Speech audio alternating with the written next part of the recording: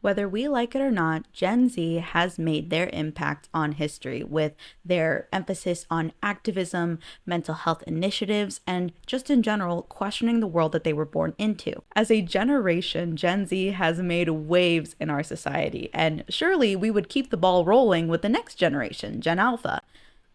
Not exactly. If you look up Gen Alpha, you will find a number of articles and video essays highlighting this very concerning behavior that they exhibit. These are your iPad kids, the Sephora kids, Gen Alpha in schools, in Skibbity Toilet, and it is easy to point out these seemingly moral failings. Sensationalizing videos of Gen Alpha in restaurants having to use iPads to keep them calm, Gen Alpha influencers, quote unquote, and other videos exemplifying this bad behavior. It's so easy to point that finger, and yet no one is really identifying the main problem or trying to find a solution. Through my research for this video, I have identified 4 problems that are facing Gen Alpha today. That is an over-reliance on technology for entertainment and regulation, a rise in behavioral issues, both in public, in schools, and in the home, underachievement in academic settings, as well as a lack of child-friendly spaces that are not home or school. That is a lot of issues to be facing what are now our 10 to 11-year-olds and under, but identifying the problem is only part of it. Now we have to find a solution, and I am here to tell you that I have it. And this is a solution that everyone can take part in, and it actually kills 2 birds with 1 stone. And what is this magical solution that seemingly no one has uncovered yet? Well, let me tell you. The solution is take your kids to the library. I know, surprise, surprise, the booktuber is advocating for people to go to the library, but don't click off just yet. There is a tweet making the rounds on social media right now showing a photo of people that have been affected by Hurricane Helene, and they're all gathered at their local public library because it is one of the only places that still has working Wi-Fi. Now, this is just one example of how our public libraries are a resource for the community directly. These people that were previously cut off from all communication can now reach out to their loved ones just by using this public Wi-Fi service. The library offers us a number of resources, all of which I will be going into in this video. I will be addressing all the main concerns that people bring up against Gen Alpha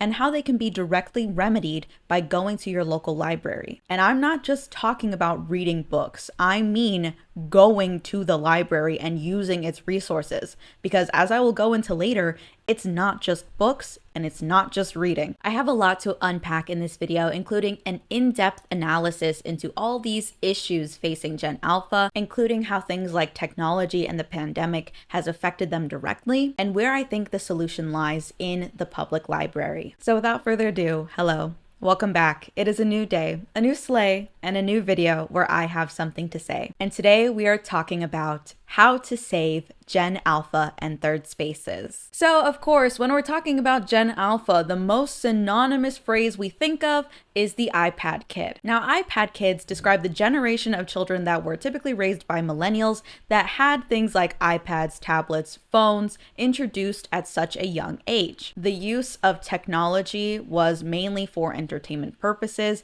but controversially is also used to help regulate your child. Now, I am on the older spectrum of Gen Z, and I can tell you that I also grew up with technology, and I had a tablet when I was a kid. In my perspective, Gen Z doesn't have that same problem because most of us didn't necessarily integrate it into infancy. And since the generation that raised Gen Z didn't use technology, they weren't as likely to integrate it into their parenting. But anyone can see, whether you see it on TikTok, YouTube, or just in public, the exposure to technology starting off as early as infancy has proven to have detrimental impact to Generation Alpha. According to an article published to the National Library of Medicine, screens can improve education and learning. However, too much time spent in front of a screen and multitasking with other media has been related to worse executive functioning and academic performance. As screen time reduces the amount of quality interactions between children and their caregivers, it can also have an impact on language development. Additionally, excessive screen usage has detrimental effects on social and emotional growth. including a rise in the likelihood of obesity, sleep disorders, and mental health conditions, including depression and anxiety. It can obstruct the ability to interpret emotions, fuel aggressive conduct, and harm one's psychological health in general. And honestly, even though it's written in this article, it's something that we can all plainly see through our own screens. Videos of caregivers taking away iPads from kids and seeing their reaction that is nothing short of explosive and volatile. Those are the kids that have to sit in the grocery cart watching CoComelon at full volume. These extreme behaviors are not innate to children. They're not born with that dependency on technology. All these reactions we're seeing is directly related to the introduction of iPads and tablets at such a young age. And this is where the library comes in. As one of the few surviving third spaces in America, the library promotes age-appropriate social interaction, engagement, and play. The common misconception with libraries is that they're only a place for people to study or work. But nowadays, libraries are an incredibly kid-friendly space. It is no longer the norm that you have to be quiet in the library. For example, I'm from Chicago. The Harold Washington Library has an entire floor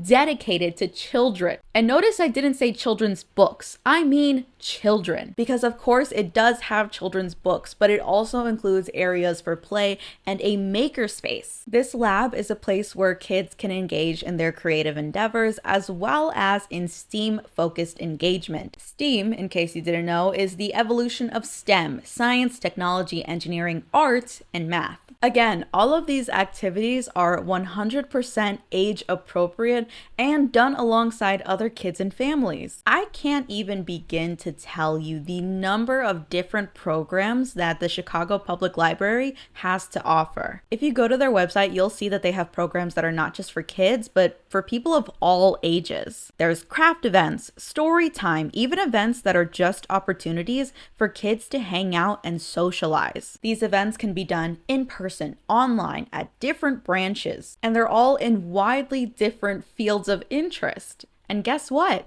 It's all free. Libraries offer such a wide variety of events that allow your child to engage in so many different forms of play, science, art, and other hands-on activities that not only encourage play, but also provide more controlled stimulation. The problem with technology, and the reason why it's so harmful to introduce it at a young age, is because it's just so inherently overstimulating, especially when screen time is not regulated. This is why people clown on CoComelon. The sounds, the colors, it's all just so bright, vibrant, and inherently too much that even though it's meant for kids, it can be incredibly damaging, especially if they're overexposed to it. I've seen a number of TikToks where people say that they've made their children watch shows back in the 90s when it wasn't as intense, things like Mr. Rogers' Neighborhood, and their kids don't react the same way as they would if they're watching CoComelon. And that's just because A, the people that they're seeing are actual real human people. B, the sound is not as intense and they're just cute little show tunes. And C, the color palettes aren't as bright and vibrant, so it's just inherently more regulating and soothing compared to a lot of children's media today. But the programs that are created by libraries are done so by professionals, ensuring that these classes and programs are both age appropriate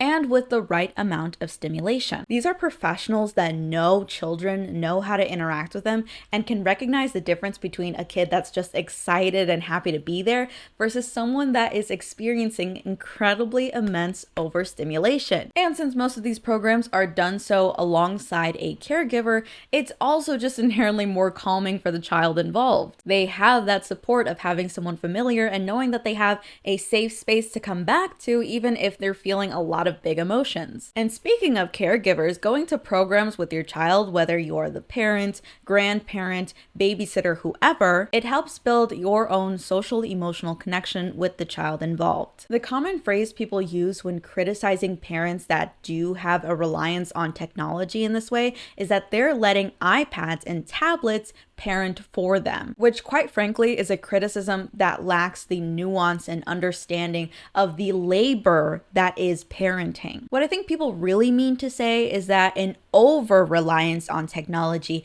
can make a child feel neglected and isolated, which is detrimental to their health. Engaging in activities like arts and crafts and story time with your child not only promotes a healthy relationship, but also destigmatizes reading as a labor or chore, which goes into my next point. And this is on the growing concern of the academic performance of Gen Alpha kids. There are so many teachers on the internet that are coming out and saying that this generation of kids is making them quit being teachers. All these horror stories about Gen Alpha kids and their poor academic achievement, as well as almost volatile behavior in the classroom. The article I referenced earlier did mark a correlation between an over-reliance on screen time with aggressive behavior. And I would argue that those kids are, no sugarcoating, addicted to their screens. So when they have to go to school, the only place where they're forced away from it, that's why we're seeing this kind of behavior from them. They are literally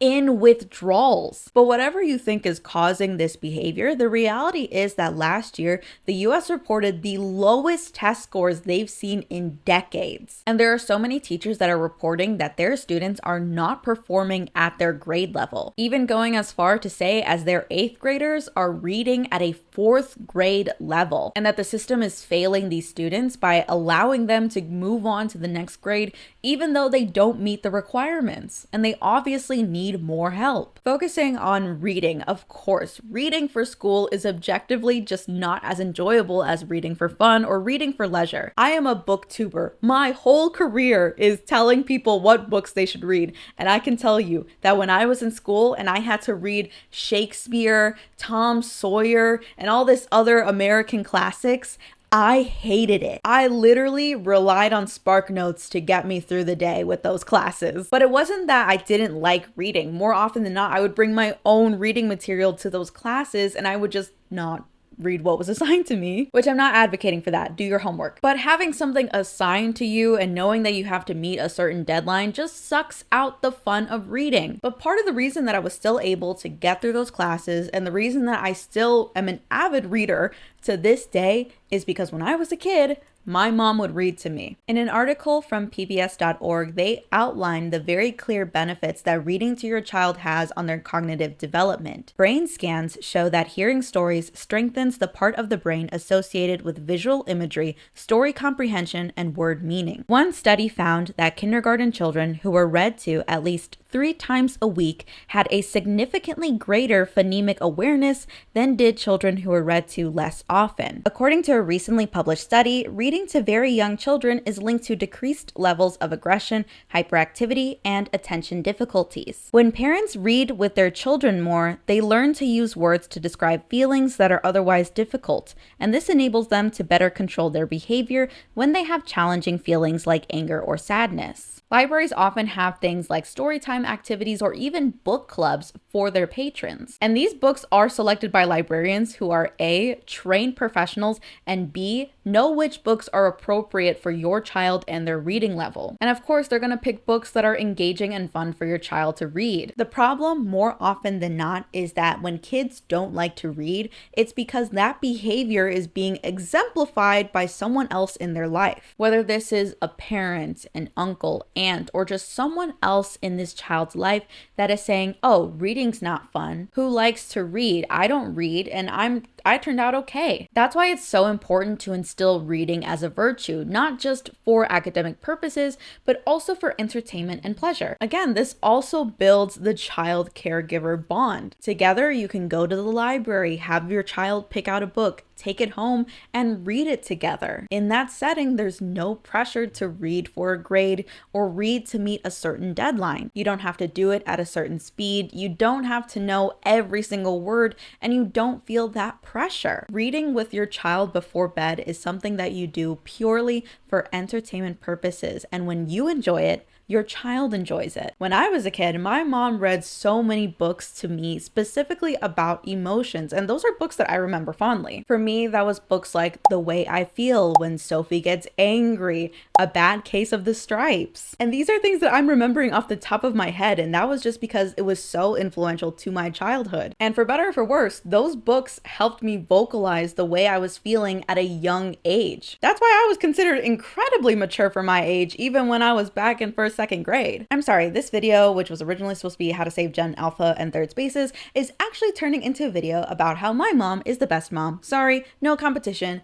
She wins. But the other common rationale for bad academic performance is attributed to the pandemic. Completely shutting down schools and then transitioning children to online learning was incredibly detrimental to the learning process. And this is something that people usually say when we're trying to talk about bad academic performance, which of course the pandemic did affect students, but in my perspective, I think the pandemic just made a bad situation a lot worse. What people are neglecting to realize is that parents had already introduced tablets and phones to their children's life way before the pandemic even started. So even if it started out as, more regulated or not as predominant in their child's life, post-pandemic, that mentality completely shifted. Of course, having your child locked up at home and needing a way to entertain them throughout the whole day was incredibly difficult. And some people did turn to tablets. But what we're seeing now, quote unquote, post-pandemic, is that they did not lessen the child's exposure to technology. They kept that reliance, and therefore we're seeing the issues that we're seeing now. So of course, the pandemic did set students back, but students that were underperforming are continuing to underperform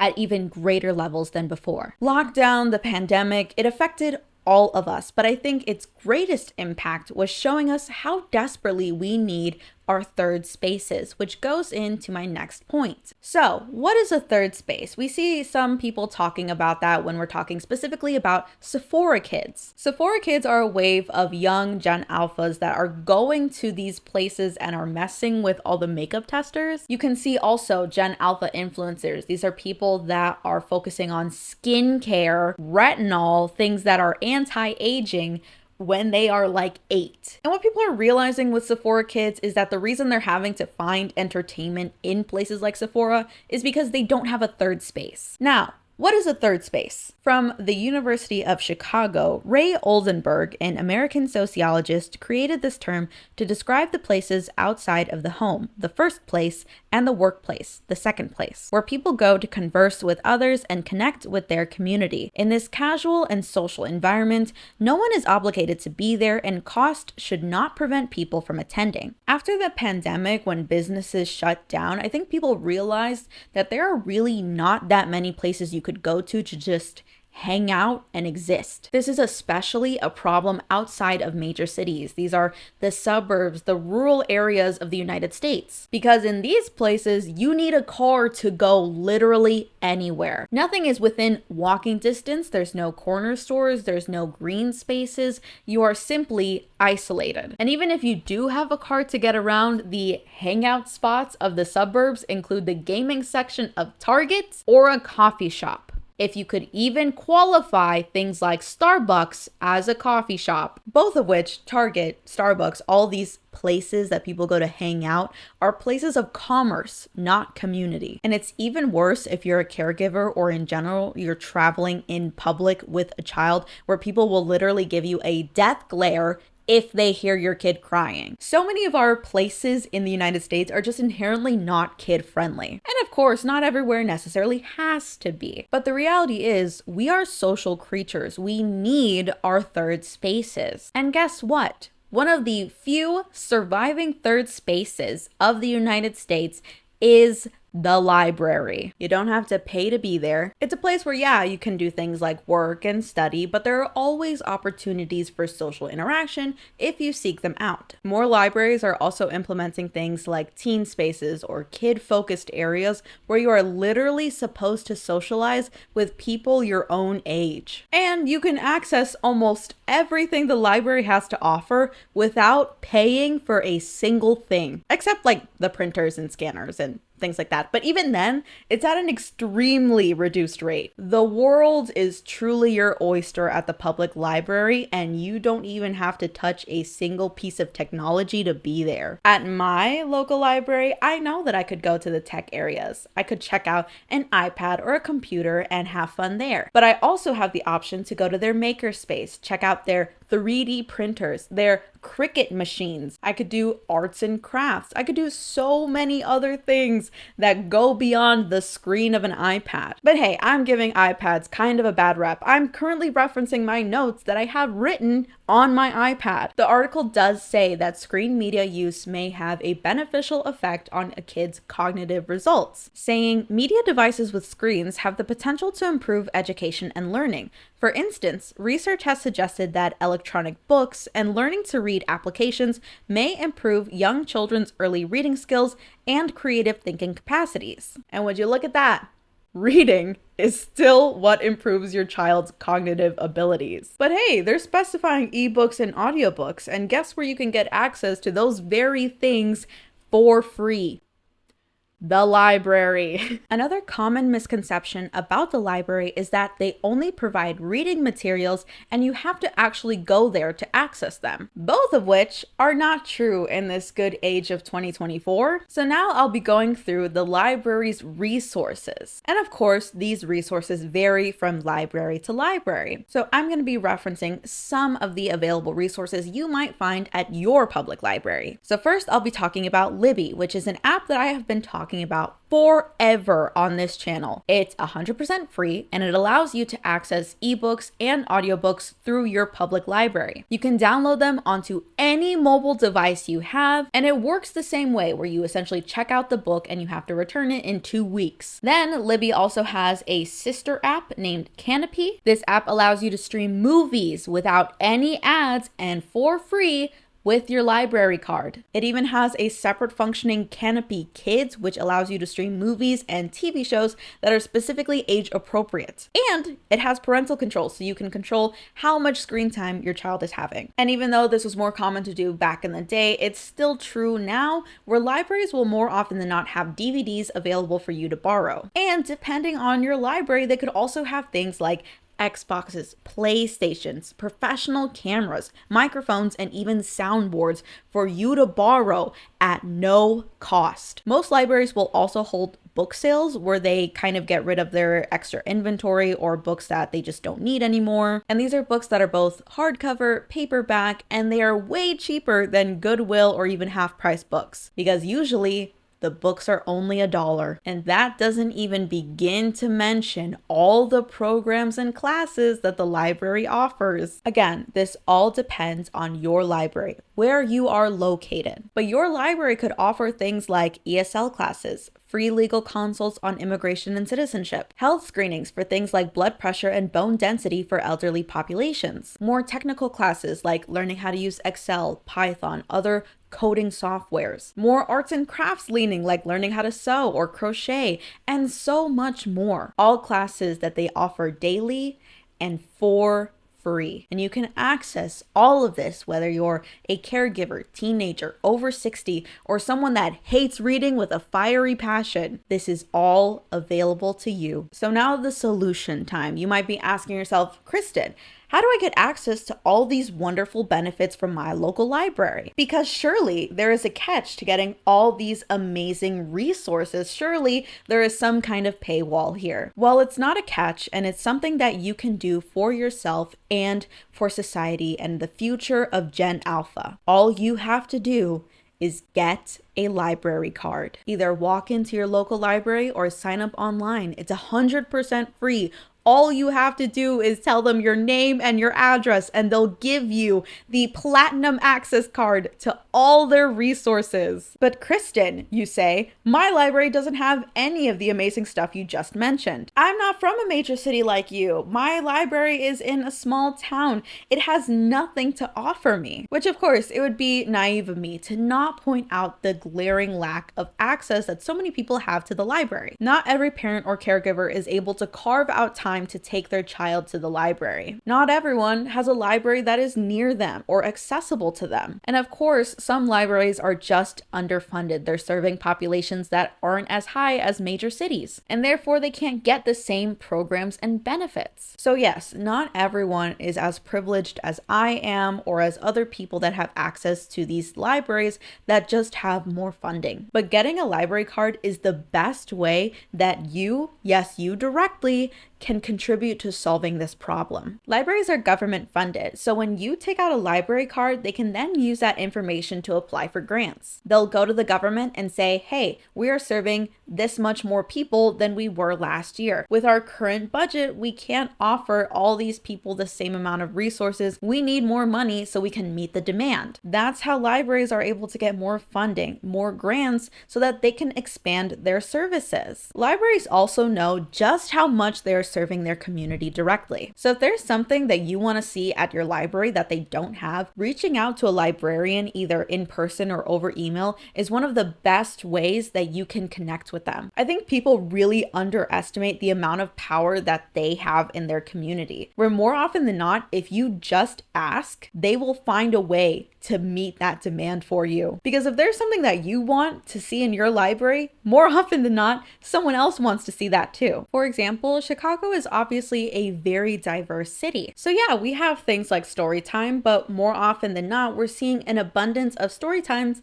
that are in other languages, whether it's Spanish, Tagalog, Hindi, or whatever language you can possibly think of, they have a storytime version in that language. And that's because someone asked for it. Someone saw that there was a need in the community and a way that they could address it directly. And that's why libraries also have more programs that can be done online. It's a direct result of the pandemic and people not being able to go in person to take part in these activities. As another example, on Libby, there's a way that you can see if a book is available at your library or not. If there's a book I want to read, but my library doesn't have it, I will simply flag it as something that I would like to see at my library. More often than not, the library will then see that this is something that I want to read, but they don't have, and they will acquire a copy of the book. They directly see the demand, they see how many people want to read this book that they just don't have, and they will act accordingly. Or they'll even acquire extra copies of a book if there's a lot of people that are waiting in line to read it. And more libraries are going fine free,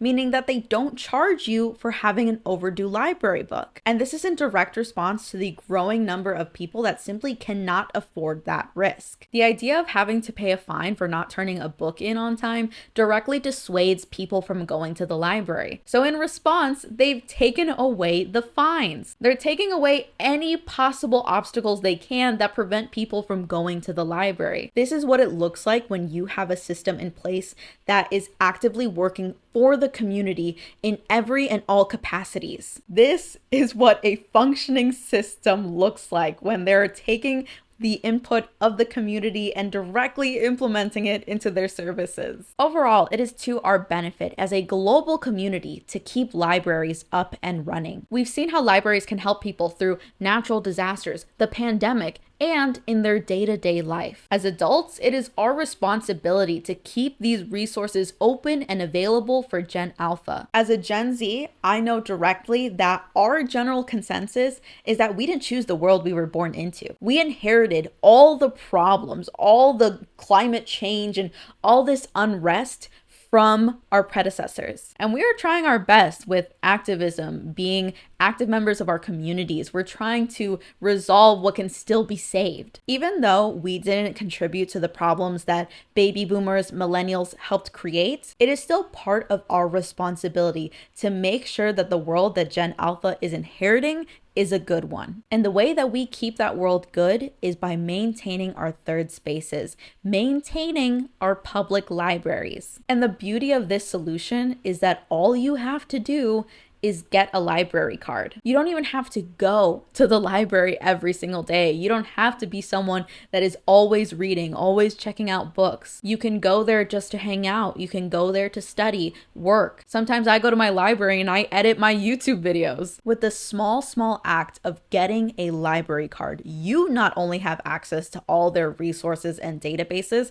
but you also help give your community access to those things as well. And that, my friends, is how we save Gen Alpha. We keep our libraries alive. We keep these spaces that are kid-friendly, that allow them to explore the world, seek out new opportunities, activities, try out so many new things, all in the comfort and safety of the library, allowing them to see the world beyond their tablet screens. And from the bottom of my heart, may all efforts to defund our public libraries crash and burn. With that being said, that is the end of the video. I hope you enjoyed this video essay on how to save Gen Alpha and our third spaces. Please be sure to check out your local library. Support them in any way that you can, whether it's getting a library card, checking out a book, checking out their merch. A lot of libraries have merch and they're kind of cute. Find out what programs they have to offer. See if there's anything that interests you or other people in your life. Just do me a favor and spend a day at the library. You might be surprised how much you enjoy it. It's a place where you don't have to pay to be there.